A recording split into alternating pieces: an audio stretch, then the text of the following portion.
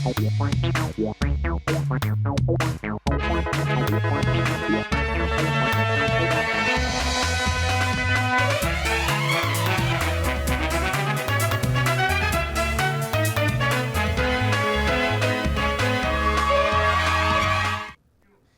मेरा नाम है जयंती झा और आप देख रहे हैं राष्ट्रीय समाचार। पहले नजर डालते हैं हेडलाइंस पर। पीएम मोदी ने बिना नाम लिए राहुल पर बोला हमला। कैमूर में पीएम मोदी बोले वादे कैसे पूरे होंगे, इसका जवाब युवराज के पास नहीं। पार्थ पवार पर राहुल गांधी का हमला, बोले एक तो लूट और उस पर भी कानूनी मुहर में छूट। योगी बोले लालटेन डकैती डालने का एक सर्टिफिकेट था, ये फिर इसे लेकर आए हैं, जंगल राज लाना चाहते हैं। सीएम नीतीश ने वाल्मीकि नगर में किया चुनाव प्रचार। बगहा में जेडीयू प्रत्याशी रिंकू सिंह के लिए मांगे वोट, गिनाए विकास कार्य। सभा में हरा गमछा देखकर भड़के तेजप्रताप। गयाजी में मंच से बोले ए सिपाही पकड़ो इसको, जयचंद की पार्टी का आदमी है।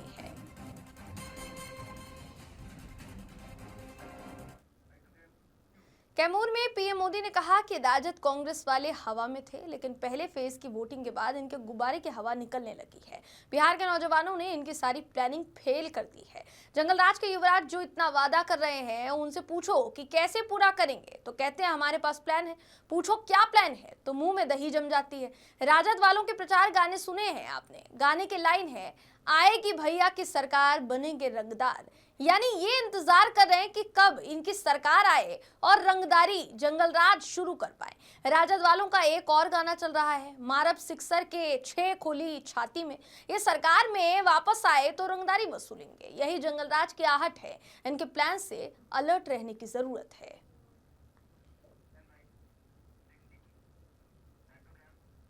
महाराष्ट्र के पुणे में अजीत पवार के बेटे पार्थ पवार की कंपनी से जुड़े कथित जमीन घोटाले ने तूल पकड़ लिया है। विपक्ष इस मामले को लेकर उन्हें घेर रहा है। कांग्रेस सांसद राहुल गांधी ने भी हमला बोला है। उन्होंने कहा कि महाराष्ट्र में 1800 करोड़ की सरकारी जमीन जो दलितों के लिए आरक्षित थी, सिर्फ 300 करोड़ में मंत्री जी के बेटे की कंपनी को बेच दी गई। ऊपर से स्टाम्प ड्यूटी भी हटा दी गई। मतलब एक तो लूट और उस पर कानूनी मुहर में भी छूट। राहुल गांधी यही नहीं रुके, उन्होंने आगे ये भी कहा कि यह है जमीन चोरी उस सरकार की जो खुद वोट चोरी से बनी है। उन्हें पता है चाहे जितना भी लूटें, वोट चोरी कर फिर सत्ता में लौट ही आएंगे। न लोकतंत्र की परवाह, न जनता की, न दलितों के अधिकार की। मोदी जी, आपकी चुप्पी बहुत कुछ कहती है। क्या आप इसलिए खामोश हैं क्योंकि आपकी सरकार उन्हीं लुटेरों पर टिकी है जो दलितों और वंचितों का हक हड़पते हैं? राहुल गांधी के इस हमले के बीच बड़ी जानकारी सामने ये आ रही है कि सूत्रों की माने तो फिलहाल कंपनी के कानूनी अधिकार के रूप में दिग्विजय पाटिल पर मामला जो है वो दर्ज किया गया है, लेकिन आगे की जांच में मुख्य कंपनी में पद पर रहे पार्थ पवार पर भी मामला दर्ज होने की संभावना जताई जा रही है। यूपी के सीएम योगी आदित्यनाथ ने रक्सौल और लौरिया में जनसभा को संबोधित किया। लौरिया में सीएम योगी ने कहा कि 6 नवंबर को माताओं और बहनों को वोट डालते देखा है जो एनडीए के समर्थन में वोट कर रही थी। 14 नवंबर को ईवीएम खोलेगी तो एनडीए सरकार बनेगी। योगी ने आगे ये भी कहा कि बिहार के जंगल राज को आप लोगों ने देखा है। जंगल राज में गुंडागर्दी, भ्रष्टाचार और अपराध होता था जिसे आप लोगों ने हराया है। अब लालटेन का समय नहीं, नीतीश और पीएम मोदी के नेतृत्व में एलईडी जल रहा है। आज बिहार में क्या नहीं है? बिहार में IIT, IIM, NIT, medical college सब है। ये सिर्फ शुरुआत है। 20 साल जंगल राज की खाई को भरने में लगा है। अब समृद्धि बिहार की आधारशिला रखने वाला होगा, इसलिए बिहार में एनडीए की सरकार जरूरी है। उन्होंने ये भी कहा कि राजद के लोग लालटेन लेकर आते थे और केरोसिन बेच देते थे, अंधेरा होने पर डकैती करते थे। अराजकता पैदा करना इनका जन्मसिद्ध अधिकार था। जो पशुओं का चारा खा सकते हैं वो आपका राशन छोड़ सकते हैं क्या?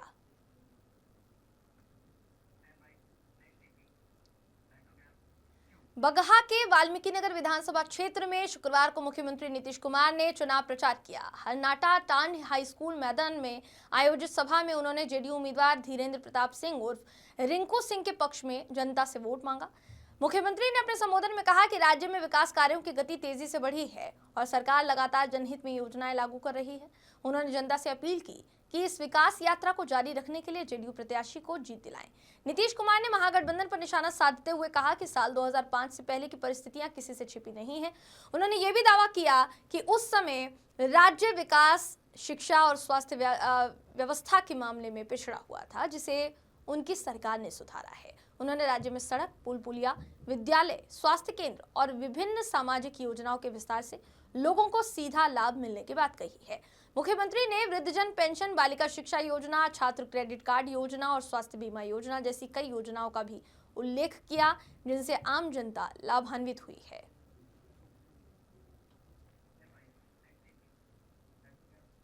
गयाजी में जनशक्ति जनता दल के मुखिया तेज प्रताप यादव आज वजीरगंज में जनसभा कर रहे थे। इस दौरान हरे रंग के गमछे को देखकर वो भड़क गए। उन्होंने मंच से कहा कि अभी एगो हरा पार्टी वाला आ गया है, जयचंदवा के पार्टी का है, ये गमछा हटाओ, तुम हटाओगे या पुलिस से हटवाएं। यहाँ भगवान कृष्ण का गमछा पीला रंग का चलेगा।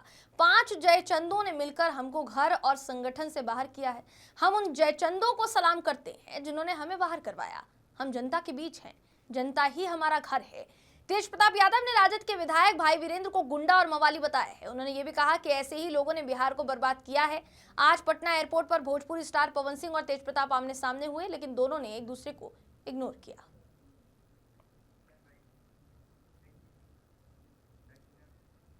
सूरत से एक बड़ी खबर सामने आई है। आम आदमी पार्टी के गुजरात प्रदेश संगठन मंत्री राम धड़ुक के खिलाफ पठानी उगाही और धमकी देने के मामले में, वसूली लेने के मामले में, कहीं ना कहीं मामले में पुलिस ने शिकायत दर्ज की है। जानकारी की माने तो राम धड़ुक ने शिकायतकर्ता से 10,000 रुपये लाइट के नाम पर मांगे और इसको लेकर ही विवाद हुआ था। इसी दौरान उन्होंने भयंकर गालियां दी और इसको लेकर कहीं ना कहीं जो ऑडियो है वो वायरल हो रहा है। ये जो पूरा मामला है सूरत के सारोली पुलिस स्टेशन पहुंचा, जहां शिकायतकर्ता विपुल भाई पानसुरिया ने राम धड़ुक के खिलाफ FIR दर्ज कराई है। बताया जा रहा है कि इस घटना का एक ऑडियो क्लिप जो है वो सोशल मीडिया पर वायरल हो रहा है, जिसमें आरोपी संगठन मंत्री को गाली गलौज करते हुए सुना जा सकता है। इस गाली गलौज की पुष्टि या इस ऑडियो की पुष्टि जो है वो हम नहीं करते, राष्ट्रीय समाचार नहीं करता, लेकिन फिलहाल पुलिस ने मामला जो है दर्ज कर लिया है। जबकि वायरल ऑडियो के बाद राजनीतिक गलियारों में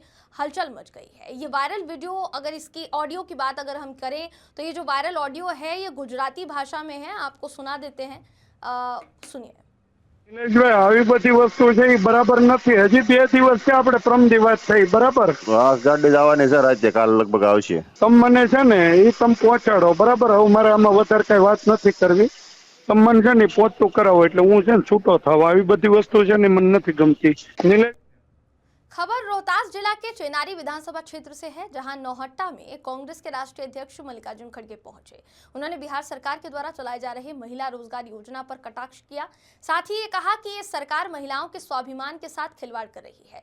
चुनाव से पहले 10-10 हजार रुपए का लालच देकर महिलाओं का वोट खरीदने की कोशिश की जा रही है, लेकिन इन महिलाओं को समझना चाहिए कि पैसा कर्ज के रूप में दिया जा रहा है। साथ ही ये सरकार इसे वापस ले लेगी। उन्होंने प्रधानमंत्री नरेंद्र मोदी के कट्टे वाले बयान पर भी कटाक्ष किया। साथ ही कहा कि पीएम का कहना है कि राजद के लोगों ने कांग्रेस के कनपट्टी पर कट्टा लगाकर सीएम का पद ले लिया। उन्होंने सीएम पद चोरी की बात कही थी, जबकि खुद प्रधानमंत्री वोट चोर हैं। बता दें, इस दौरान खड़गे ने चेनारी के कांग्रेस प्रत्याशी मंगल राम के लिए वोट मांगा। वहीं कांग्रेस के वरिष्ठ नेता KC वेणुगोपाल भी मौजूद रहे। उन्होंने प्रधानमंत्री नरेंद्र मोदी पर कटाक्ष किया। साथ ही कहा कि ये सरकार गरीब विरोधी है। मल्लिकार्जुन खड़गे का बयान आपको सुनाते हैं, सुनिए। क्या कहे कि उन्होंने वो कहा कि कांग्रेस के क्या बोलते हैं, कट्टा जिस पे कट्टा रख के कनपट्टी कान पे कट्टा रख के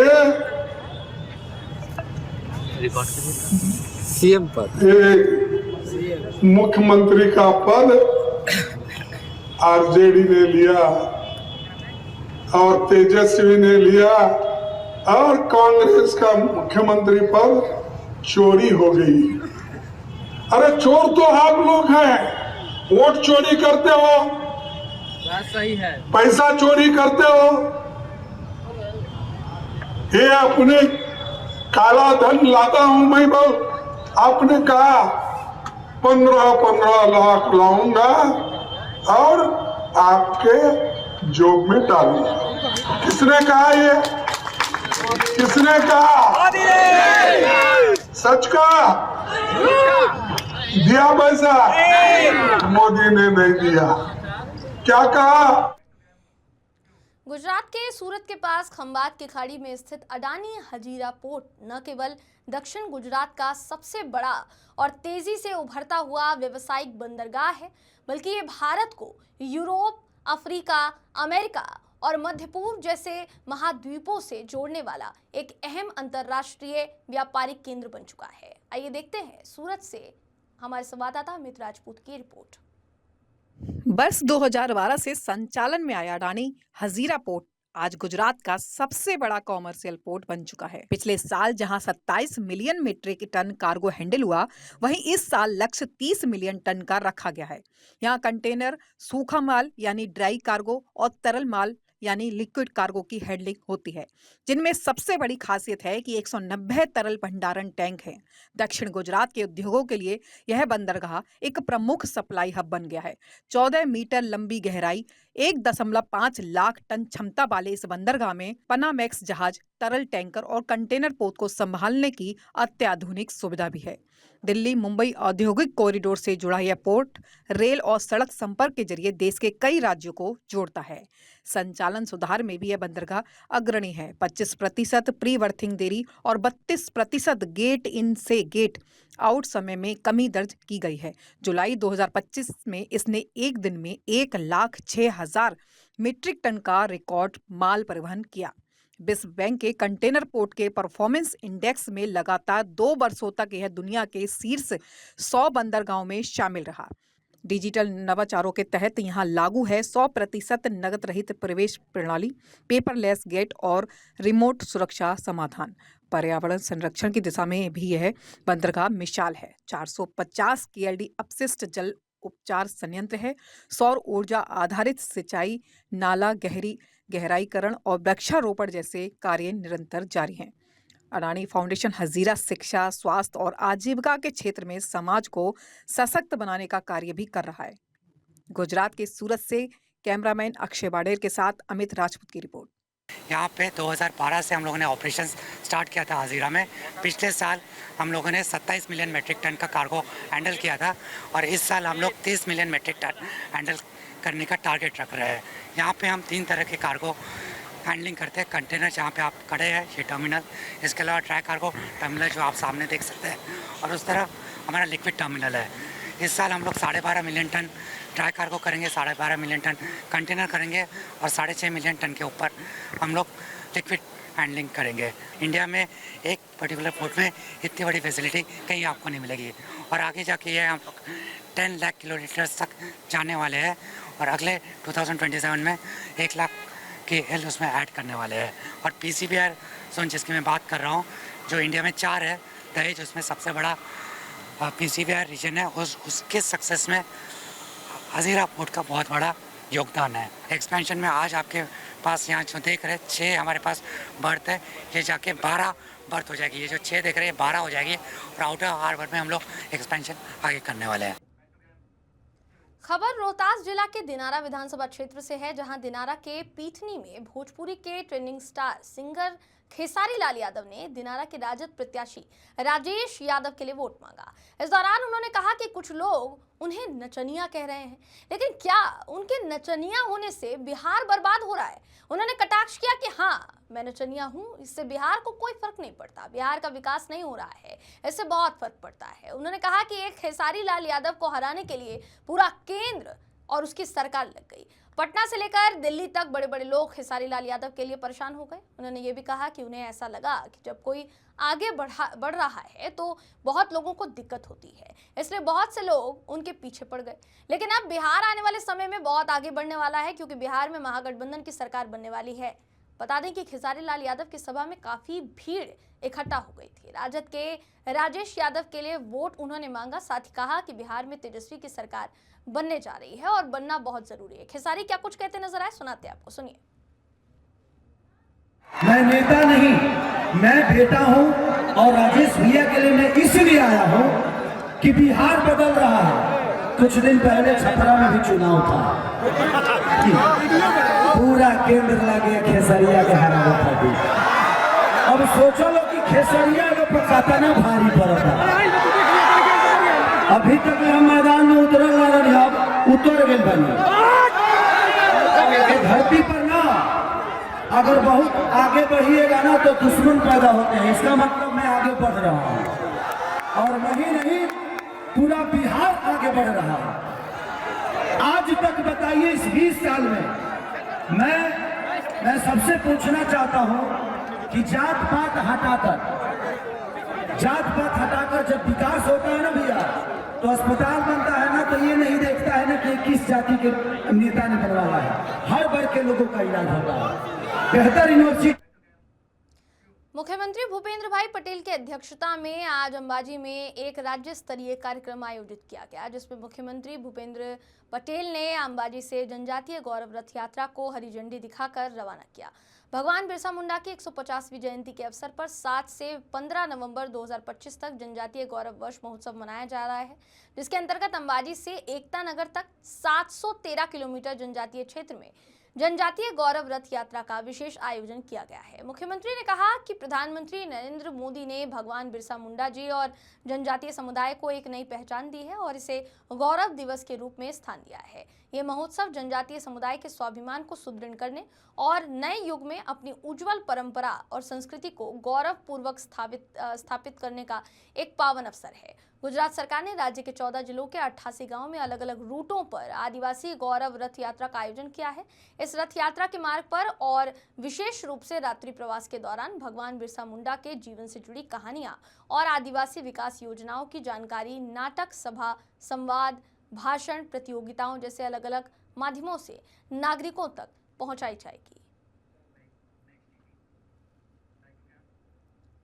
वडोदरा जिले के दभोई तालुका के किसान सहायता को लेकर गुस्से में नजर आए। गुस्साए किसानों ने 100 बीघा खेतों में लगी फसलों में आग कहीं ना कहीं उन्होंने लगा दी। किसानों ने सरकार के खिलाफ विरोध दर्ज करने के लिए सोयाबीन और धान की फसलें जला दी। किसान पिछले 12 दिनों से सरकारी सहायता का इंतजार कर रहे हैं। अभी तक किसी भी तरह की सरकारी सहायता उन तक नहीं पहुंची है। कोई सरकारी अधिकारी सर्वेक्षण के लिए नहीं आया है। दभोई तालुका के शंकरपुरा गांव के किसानों ने फसल जलाकर विरोध दर्ज कराया। पिछले दिनों बेमौसम बारिश से किसानों को करोड़ों रुपए का नुकसान पहुंचा है। चाहे वो धान हो, कपास हो, सोयाबीन हो, अरहर हो, इन तमाम फसलों को भारी नुकसान पहुंचा है। काफी समय से यहाँ के सभी किसान सरकारी सहायता का इंतजार कर रहे हैं। सरकारी सहायता का इंतजार करते करते थक कर धान, सोयाबीन जैसी फसलों में आग लगाकर उन्होंने विरोध प्रदर्शन किया। शंकरपुरा गांव के आसपास के क्षेत्र में अभी तक कोई सर्वेक्षण कार्य दर्ज नहीं हुआ है, जिससे किसान असमंजस में है। इसलिए बड़ी संख्या में किसान एकजुट हुए और फसल जलानी शुरू कर दी। अब देखना यह होगा कि सरकार आने वाले भविष्य में कब किसानों की मदद के लिए हाथ आगे बढ़ाएगी।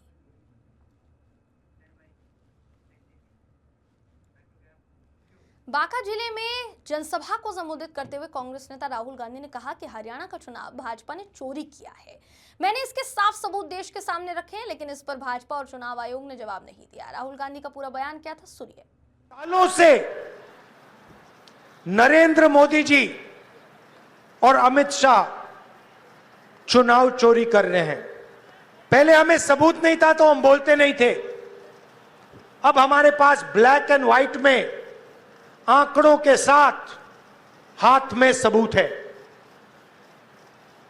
इसलिए हमने प्रेजेंटेशन किया और इसलिए मैं आज स्टेज से कह रहा हूं, 100% गारंटी देके कह रहा हूं कि हरियाणा की सरकार चोरी की सरकार है। हरियाणा का चीफ मिनिस्टर, हरियाणा की सरकार दोनों चोरी की सरकार है। हरियाणा चुनाव में गड़बड़ी का आरोप लगाकर नेता प्रतिपक्ष राहुल गांधी ने वोट चोरी का मुद्दा एक बार फिर जोर शोर से उठाया, लेकिन अब बीजेपी नेता ने भी पलटवार किया है और बीजेपी पलटवार के मूड में नजर आ रही है। राहुल गांधी के आरोपों के जरिए ही उन्हें घेरने की कोशिश कर रही है। दरअसल मुंबई बीजेपी नेता अमित साटम ने एक्स पर राहुल गांधी को टैग करते हुए सवाल पूछा कि आपके विधायक का भी वोटर लिस्ट में 2 बार नाम है, आप इसका क्या जवाब देंगे। बता दें कि मुंबई बीजेपी अध्यक्ष अमित साटम ने एक्स पर पोस्ट कर कांग्रेस विधायक असलम शेख के 2 वोटिंग कार्ड होने का आरोप लगाया है। साटम ने विधायक असलम रमजान शेख के 2 जगह वोटर होने की जानकारी भी दी है। अपने एक्स पोस्ट में अमित साटम ने वोटर लिस्ट की तस्वीरें भी डाली है, जिसमें कांग्रेस विधायक का नाम 2 जगह दिख रहा है। गौरतलब है कि राहुल गांधी ने बुधवार को प्रेस कॉन्फ्रेंस करके बीजेपी और चुनाव आयोग पर निशाना साधा था। उन्होंने दावा किया था कि पिछले साल हुए हरियाणा विधानसभा चुनाव में 25 लाख फर्जी वोटों के जरिए चुनाव चोरी किया गया। हालांकि राहुल गांधी के इस दावे के कुछ घंटे बाद ही बीजेपी का रिएक्शन सामने आ गया। राहुल गांधी ने कहा था कि मैं जो कह रहा हूं वो 100% सच है, एक पूरे राज्य को चुरा लिया गया। इसके जवाब में केंद्रीय मंत्री किरण रिजिजू ने राहुल गांधी के आरोपों को निराधार और झूठा बताया।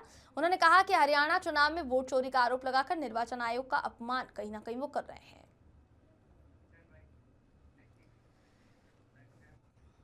नवादा के रो थाना क्षेत्र से एक विवादित वीडियो सोशल मीडिया पर तेजी से वायरल हो गया है, जिसमें चुनाव प्रचार के दौरान पाकिस्तान जिंदाबाद के नारे लगाए जाने का दावा किया जा रहा है। वीडियो सामने आते ही प्रशासन हरकत में आ गया और मामले की जांच शुरू कर दी गई। घटना निर्दलीय प्रत्याशी मोहम्मद कामरान के प्रचार कार्यक्रम की बताई जा रही है। वायरल वीडियो में कुछ लोग नारेबाजी करते हुए दिखाई दे रहे हैं। हालांकि पुलिस ने कहा है कि वीडियो की सत्यता की जांच की जा रही है, ताकि ये स्पष्ट हो पाए कि वास्तव में क्या नारा लगाया गया था। इस मामले में अंचल अधिकारी निभा कुमारी, जो विधानसभा चुनाव 2025 में एफएसटी में प्रतिनियुक्त हैं, उन्होंने रो थाना में लिखित आवेदन दिया है। उन्होंने बताया कि वायरल वीडियो में निर्दलीय प्रत्याशी मोहम्मद कामरान अपने समर्थकों के साथ बिना अनुमति के जुलूस निकालते दिखाई दे रहे हैं। इस दौरान कुछ अज्ञात लोगों द्वारा पाकिस्तान जिंदाबाद के नारे लगाए गए, जो कि आदर्श आचार संहिता का उल्लंघन है। इसके बाद पुलिस ने रो थाना कांड संख्या 376/25 के तहत मामला जो है दर्ज कर लिया है।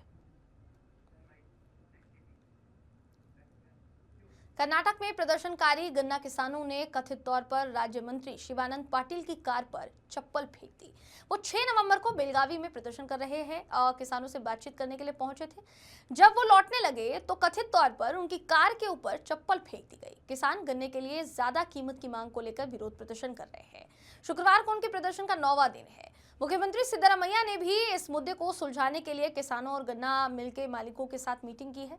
कर्नाटक के मंत्री शिवानंद पाटिल ने बेलगावी में प्रदर्शनकारी किसानों से मुलाकात की। राष्ट्रीय राजमार्ग की संभावित नाकाबंदी की खबरों पर प्रतिक्रिया व्यक्त करते हुए मंत्री शिवानंद पाटिल ने कहा कि मैं यहां अपील करने आया हूं, स्थिति को और न बिगाड़ें। गन्ने की कीमतें तय करने का अधिकार राज्य सरकार के पास नहीं है, ये केंद्र सरकार के अधिकार क्षेत्र में है।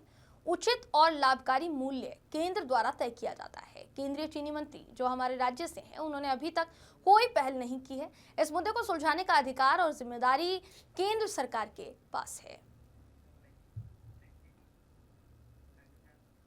प्रशांत किशोर ने पहले चरण में हुई बम्पर वोटिंग पर बयान दिया है। उन्होंने बोला कि 14 तारीख को इतिहास लिखा जाएगा।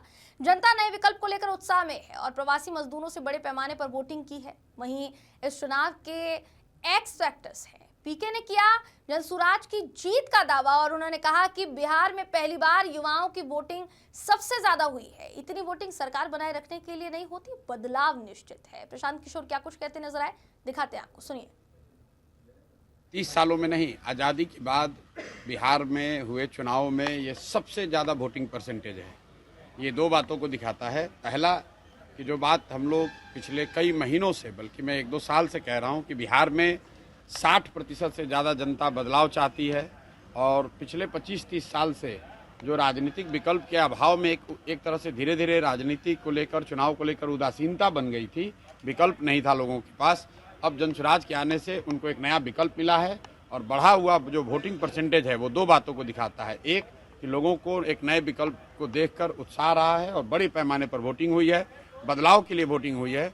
और दूसरी बात, जो बड़े प्रवासी मजदूर हैं जो बहुत बड़ी संख्या में छठ के बाद रुके हुए हैं, उन्होंने अपना और अपने परिजनों का, अपने मित्रों का जो वोट कराया है, उसने सबको सरप्राइज किया है।